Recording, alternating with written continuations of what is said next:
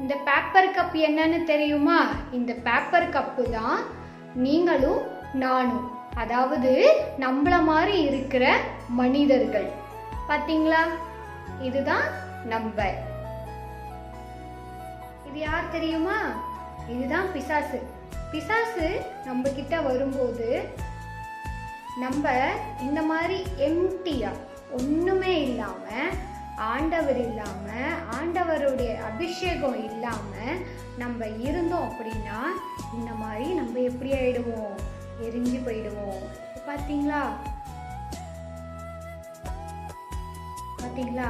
இந்த மாதிரி நம்ம எரிஞ்சு போயிடுவோம். பாத்தீங்களா? இந்த மாதிரி நம்ம எரிஞ்சு போயிடுவோம். நம்மளுடைய வாழ்க்கை இந்த கப்பு மாதிரி தான் எம்டியா இருக்கு. ஆனா ஏசப்பா இதை நம்ம கிட்ட விரும்பவே இல்லை. தினமும் ஜெபம் பண்ணி தினமும் வேதம் வாசிக்கும் பொழுது ஏசப்பாவுடைய அபிஷேகம் நம்மள அனுதினமும் நிரப்பிக்கொண்டே இருக்கும். இப்படி நம்ம தினமும் ஜெபம் பண்ணி வேதம் வாசிக்கும் பொழுது ஏசப்பாவுடைய அபிஷேகத்தினால அனுதினமும் நம்ம நிரப்பப்பட்டு கொண்டே இருப்போம். இந்த கிளாஸ்ல இருக்கிற தண்ணி மாதிரி. இப்போ பிசாசு நம்ம கிட்ட வரும்போது ஏசப்பாவுடைய அபிஷேகம் நம்மள பாதுகாக்கும். பாத்தீங்களா? எதுவுமே ஆகல.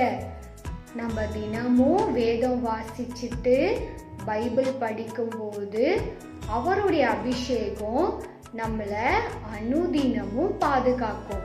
பாத்தீங்களா? அபிஷேகம் இருக்கிறதுனால பிசாசால நம்மள ஒண்ணுமே பண்ண முடியல.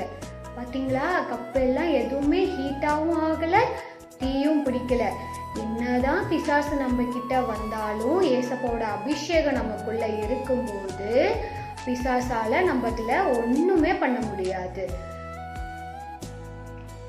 நீங்களும் குட்டீஸ் இதே மாதிரி டெய்லி ஜெபம் பண்ணி வேதம் வாசிக்கும் போது ஏசப்பாவோட அபிஷேகம் உங்களை என்ன பண்ணும்? தினமும் பாதுகாக்கும்.